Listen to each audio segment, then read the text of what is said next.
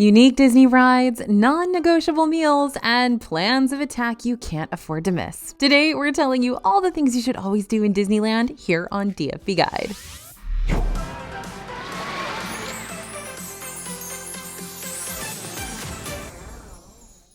Hey everybody, it's AJ for Disney Food Vlog, and today's video is for 3 types of people. Number 1 is for people who've never been to Disneyland and need tips and tricks for their visit. Number 2 is for people who have been to Disneyland and want to make sure that on their next visit they conquer all the best attraction experiences and restaurants and hidden gems park-wide. And number 3, it's for people who may not be going to Disneyland anytime soon, but are still curious to see just how different it is compared to what you're going to find in Disney World. Do you fit into one of those categories? Great, then you clicked on the right video. And if you don't, well, come along anyways, because we still like having you here.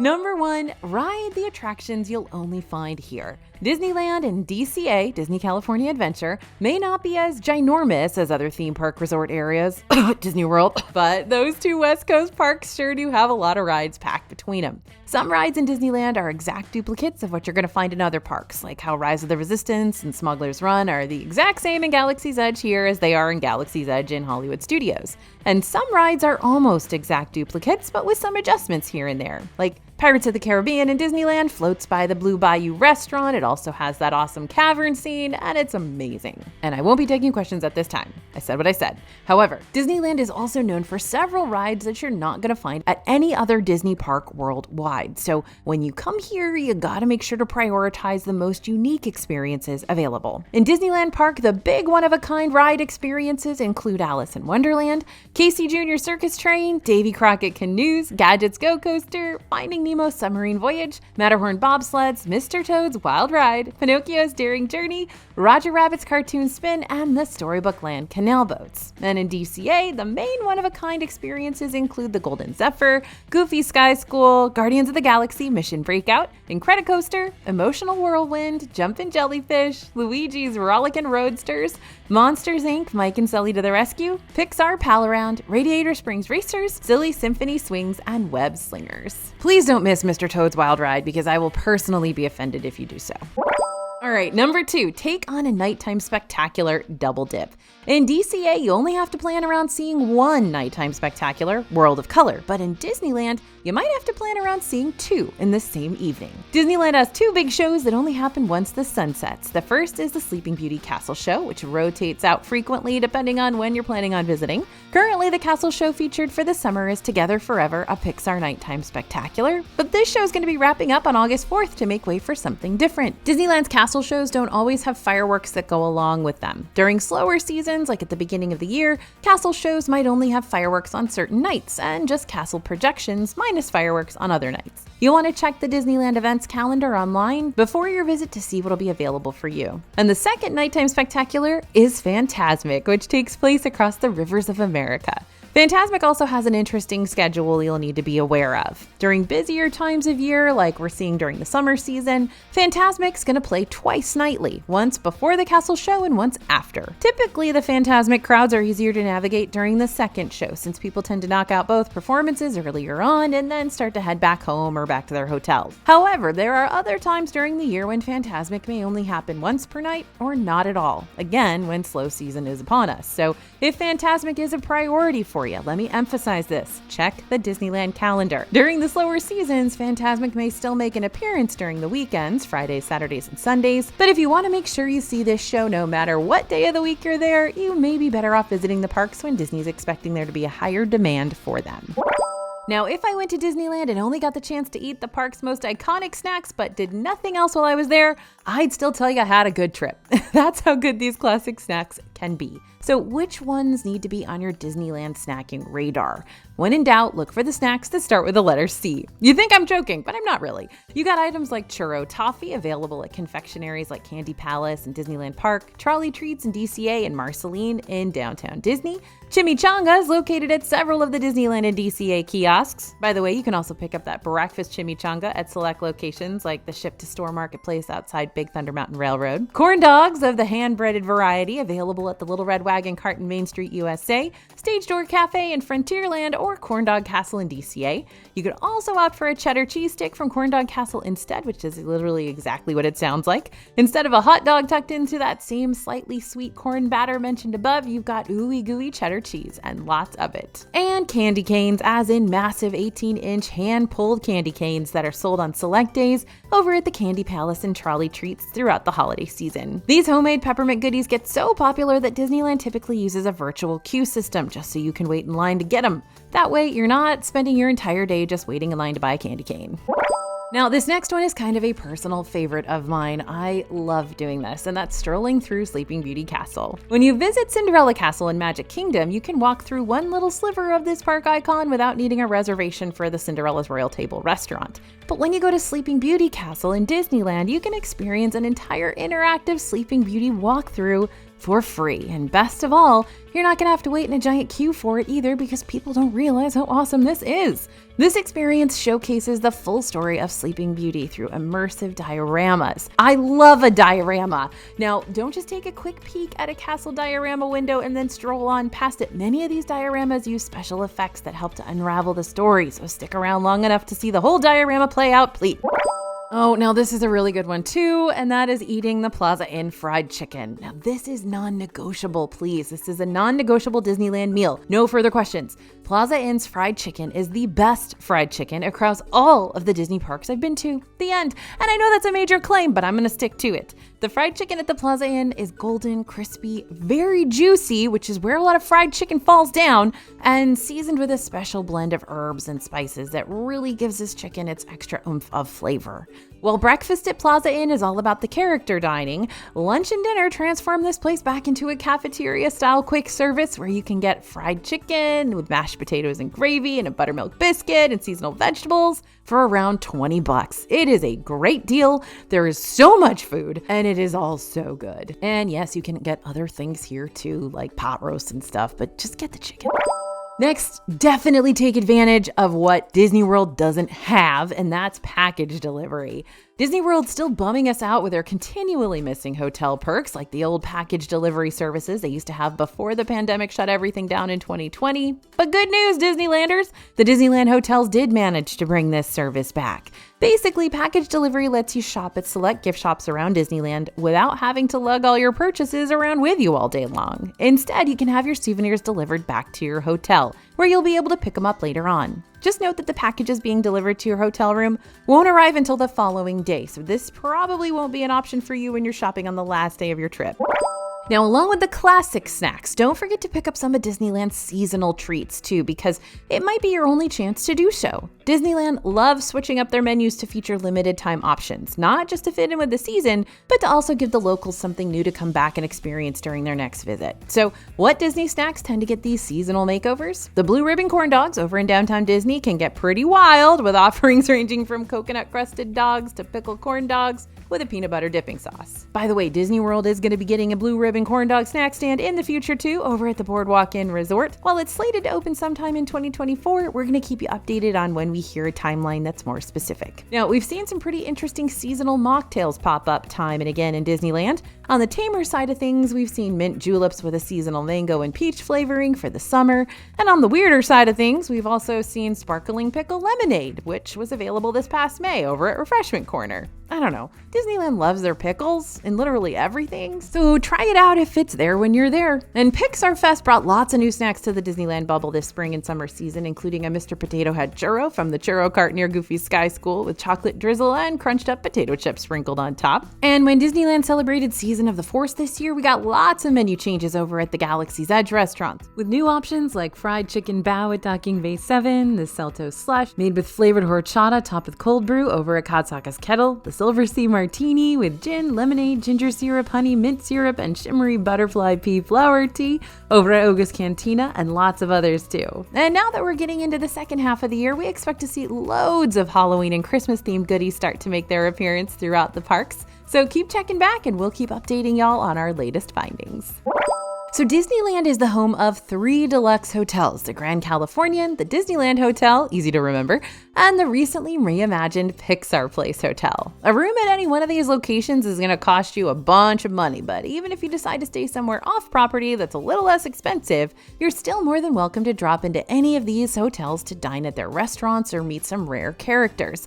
You can also shop in the gift shops or just stroll around and take in the sights, because the Disney-owned hotels are all about the eye candy. The best part about the hotels is that they're so easy to get to, since they're all within walking distance from the parks. Actually, the Grand Californian literally opens up into Disney California Adventure over in Grizzly Peak. So while you're meandering about these hotels, what should you plan on doing, specifically while you're there? At Pixar Place, be on the lookout for character meet and greets and character appearances from Pixar favorites like Bing Bong from Inside Out and Joe Gardner from Soul. Trader Sam's Enchanted Tiki Room is located over in the Disneyland Hotel area, and unlike Disney World's version of Trader Sam's, you can actually make reservations in Disneyland for this interactive, super popular bar. There's also Dole Whip available for purchase outside of the park over at Tangaroa Terrace Quick Service, which is real close to where Trader Sam's is located. And over at the Grand Californian, you're going to find a handful of great restaurants like Napa Rose and Storyteller's Cafe, but I'm also partial to just getting all nice and cozy inside the Hearthstone Lounge, where you can grab a lounge bite, a fancy drink, and just unwind in a comfy seat while listening to the soothing sounds of the crackling fireplace. Next on our list is studying up on the virtual queues. More than likely, when you go to Disneyland, either in the near future or distant future, you're going to need a virtual queue for something, so it's best to study up on Disneyland's virtual queue system so you're never caught unaware. Currently, the main virtual queue you need to know about is the one that gets you priority viewing for the World of Color show in Disney California Adventure. Now, if you don't mind those shoulder-to-shoulder crowds and possibly having to stand on your tiptoes to get a good view of the colorful water jets, then you really don't need to worry about this.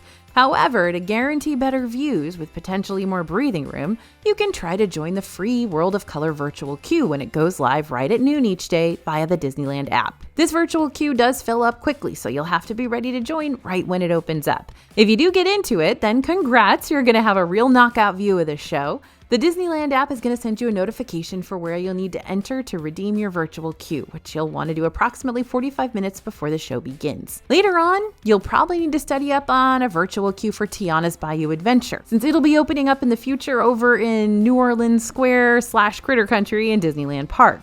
While Magic Kingdom's version of Tiana's Bayou Adventure already opened this summer, Disneyland's is still a work in progress, but slated to start taking guests down to the Bayou later on in 2024.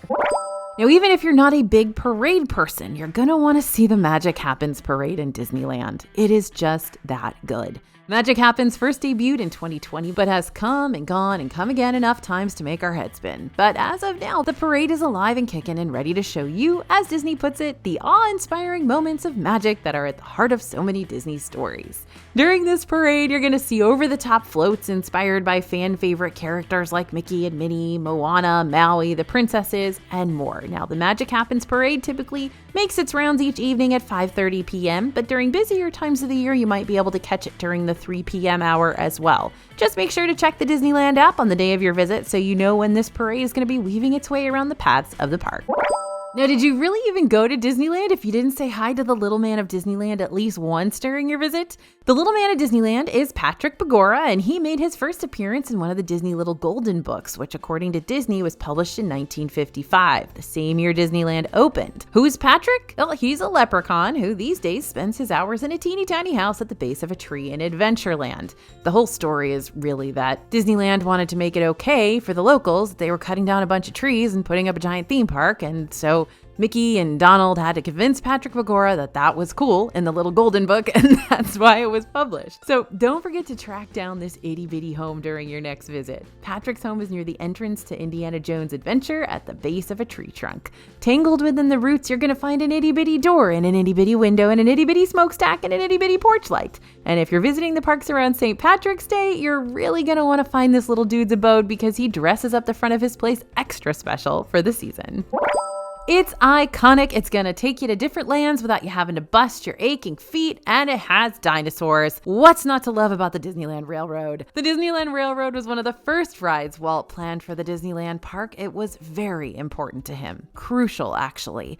You not only get a clear view of the park as you travel around it, but you also get a clear view of those awesome dioramas. Yep, between Tomorrowland Station and Main Street, USA, you're gonna ride through an extended tunnel that features Grand Canyon and Primeval World dioramas.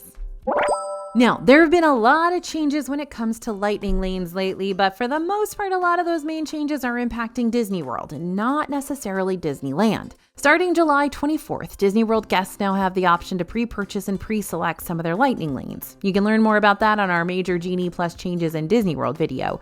And while yes, Disneyland will be dropping the whole Genie Plus title and switching to multi-pass, single pass too, mostly lightning lanes in Disneyland are going to work a lot like they did before. Disneyland's not offering the same pre-selection windows like Disney World is. Instead, if you're visiting Disneyland, you'll be able to make your lightning lane selections after entering your first park of the day as usual. That being said, you still have the option of pre-purchasing lightning lanes for your Disneyland park days. You just can't pre-select the lightning lanes you want to use. So why would you pre-purchase lightning lanes if you can't pre-select your ride choices? Well, lightning lane pricing fluctuates day by day, but a pre-purchase of lightning lanes is going to lock you into one single price point instead of potentially having to pay more for the service once you get on property. So let's say I'm purchasing 3-day park tickets ahead of my trip. I can add the multi-pass service in advance and only have to pay the minimum amount for it, which is $30 per person per day. So even if the multi-pass price goes up for this service while I'm there, I won't have to worry about paying that spiked demand price for it, which can get up to $35 plus per person per day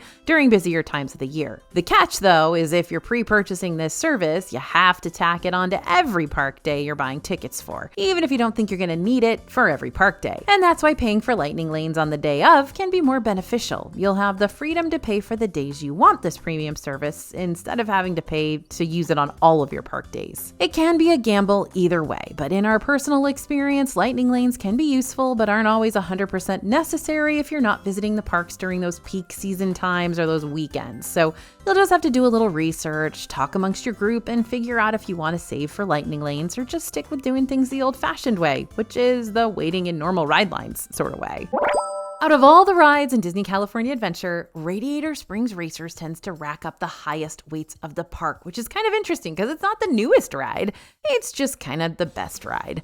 Not to mention the queue is pretty dull and completely outside, which makes the whole waiting part 10 times worse. So you're going to want to have a plan of attack to make sure you can get on this ride without having to wait forever and a day outdoors to do so. You can always purchase a single pass lightning lane for it if you want to bypass the main queue altogether and enter a much shorter queue instead. Single passes for Radiator Springs Racers typically cost around $7 to $18 per person per ride through. But if you don't want to spend the extra money, my advice would be to rope drop this ride, as in the park opens and bam, you're in line for it. Because a lot of the time, the Disneyland crowds really don't start to pick up until the afternoon. So you should be able to get in line for Radiator Springs right at the start of the day and cut down on your wait time significantly. And if available, you might also be able to use the single rider line instead to help you cut down on your waiting too. Just keep in mind that this is going to break up your group if you're in a group, which may not be preferable if you've got a younger kiddo in your party who you're not comfortable splitting from.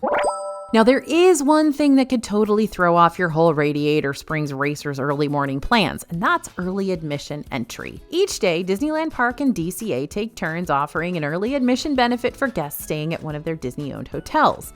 This means Disney hotel guests will get an extra 30 minutes of park time in the morning, but only at whichever park has early admission that day. You can find out which days offer this perk at which park over on Disneyland's Park Hours and Events calendar online. Now, as a Disney hotel guest, this can be a huge benefit because you can potentially get into DCA even earlier than rope drop and get in line for Radiator Springs Racers before everybody else has a chance to. However, if you're not planning on staying at a Disney-owned hotel, you can still use this benefit to your advantage. Check those Park Hours and Events online regardless if you're going to use them to see when early admission's being offered during your trip. As a non-hotel guest, you can always choose to visit the park that's not offering early admission that day. Meaning, if you're trying to get to Radiator Springs Racers right at rope drop, it's going to mess up your plans if a whole bunch of people are already in line for it thanks to early admission. So you'll want to visit DCA when Disneyland Park is offering early admission and vice versa, just to make sure you're going to be on the same playing field as everyone else waiting at the front gates.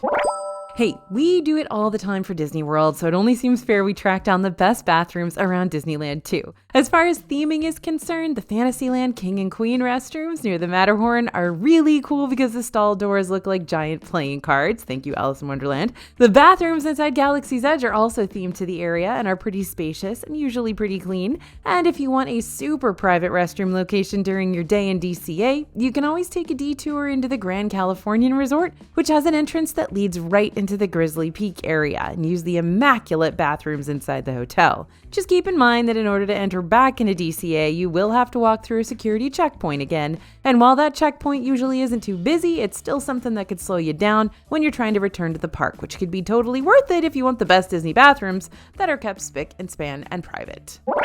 Now, it is a travesty that you can't get a hot, fluffy, loaded baked potato in Disney World anymore, but Disneyland does not let us down in this particular situation.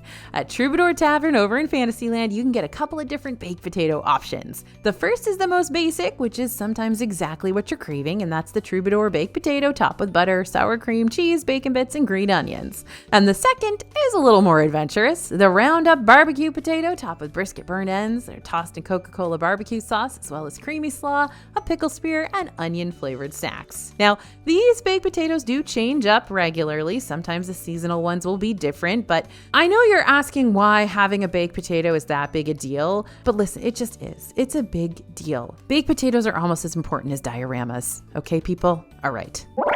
So I've already given you our early morning game plan for DCA, but what about Disneyland? Well, the title of this point probably already gave that away. Knock out Fantasyland in the morning. Several solid reasons for this. First up, the lines in Fantasyland are going to be shorter at the start of the day than they will be later on, since several of the rides around Fantasyland not only have no lightning lane options, but they also have lines that keep you directly under the sun with no AC. We choose the morning route for them, so we don't have to worry about standing in said lines for too terribly long, and we don't have to worry about standing in said lines during the heat of the day. And since a lot of these Fantasyland rides are right next to each other, you can hit them up one after the other real quick, meaning you'll have a good chunk of rides completed even before lunchtime. To be fair, you may not always be able to experience this in DCA because festivals aren't always happening year-round, but if you can plan your visit to align with one of these fests, you're in for a real treat, especially since these limited time events bring with them exclusive entertainment, food booths, demonstrations, and in some cases, ride overlays too. DCA hosts 3 annual festivals. Lunar New Year takes place between January and February each year, and it celebrates Chinese, Vietnamese, and Korean cultures. Mulan's Lunar New Year procession is one of the big highlights of the celebration. The procession features lots of music and colorful costumes, as well as traditional dances by Asian performing troops. Mulan is accompanied by Mushu in a float, which we love Mushu, and guests will also be able to see a Chinese dragon gracefully maneuver around the park paths. Food and Wine Festival, which happens between March and April each year, celebrates the bounty of California. Not only does Food and Wine offer low-cost culinary demonstrations and wine and beverage seminars, but it also brings back the OG Soarin' Over California ride for a limited time. The food is really, really good at this festival too. And Festival of the Holidays, which will start on November 15th this year, celebrates the seasons of Christmas, Navidad, Diwali, Hanukkah, Kwanzaa, and Three Kings Day. This is your time to let Santa know exactly what you want for Christmas and cement yourself on the nice list while you're at it. Santa tends to meet and greet with guests over at the Redwood Creek Challenge Trail, a trail that transforms into a festival playground full of games and outdoor activities during this season. But if you come to DCA for the festival fun starting December 25th, Santa Goofy typically takes Santa's place for photos for the remainder of the event, because Santa's got places to be and he's kind of tired. Now, you don't need a full day to explore Downtown Disney, but you're certainly still going to want to make time for it. Downtown Disney is free to visit, but while you're here, you can do things like catch an outdoor concert over on the Downtown Disney live stage, bowl at Splitsville luxury lanes, purchase some Disney souvenirs, or eat a nice meal at one of the Downtown Disney restaurants. Recently, they opened a few new restaurants that you can check out during your vacation too, including Din Tai Fung, a family-style Chinese dining experience that's particularly famous for its amazing soup dumplings, and the trinity of new Mexican restaurants all inspired by Chef Carlos Gaitan that'll give you a different selection and experience depending on which dining location you choose. Paseo is the upstairs dining room option, and Centrico offers a courtyard bar and restaurant. Meanwhile, Tiendita delivers quick service options with Mexican street food staples. Now, while Disneyland's rides are fun no matter what time of day you go on them, some rides might feel a whole lot different and more exciting when you ride them after the sun goes down, like Mad Tea Party in Fantasyland. All the lanterns hanging overhead illuminate this spinning cup ride at night, which adds a whole other element that just might make the motion sickness worth it. No, I said might. The Story of a Glen Canal boats, also in Fantasyland, are my absolute favorite to experience at night. And while yes, you can see more details of the different Disney-themed miniature landscapes during the day, at night, the windows and the little lanterns around these landscapes light up and give them a cozy, slightly scary glow to them. I don't know, maybe that's just me. Plus, the greenery around the canal has twinkling lights that you'll get to float past too. I actually was on Storybook Canal boats once when the fireworks started, and we had to stop in the middle of the ride to let the fireworks happen. I guess it was a safety thing, but it was very cool to sit out there and watch the fireworks. Big Thunder Mountain in Frontierland is a must-see at night because of all the different effects inside the tunnel portions of the ride, which are all the more prominent when you ride this coaster after dark. Plus, when you go through the little towns, you can see things happening in the windows as well. And the same thing goes with the Incredicoaster over at Pixar Pier in DCA. This high-speed coaster is a blast during all hours of the day, but you can really see the tunnel effects much more clearly when the sunshine isn't dimming them for you. Radiator Springs Racers, also super fun to see lit up at night, not to mention the race at the very end feels so much faster when it's darker. And there's something super thrilling about taking on Guardians of the Galaxy Mission Breakout at night too, especially when those gantry lift doors open to peer across the twinkling nighttime lights of DCA, right before you're dropped faster than the speed of gravity. Now, this is a surefire way to give you all the feels towards the end of a perfect Disneyland day.